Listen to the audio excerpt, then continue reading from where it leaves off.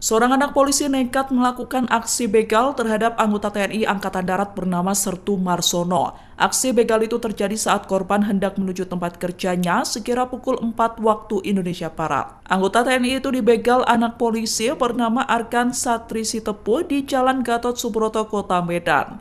Pelaku mengacungkan senjata tajam ke arah korban dan merampas sepeda motor. Kapolsek Sunggal Kompol Bambang Gumanti mengonfirmasi hal itu pada Selasa 3 Desember lalu.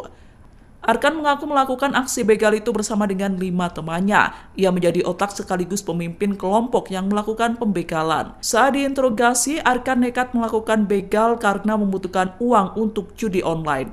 Atas aksinya, Arkan dijerat pasal 365 ayat 2 KUHP dengan ancaman hukuman maksimal 12 tahun penjara.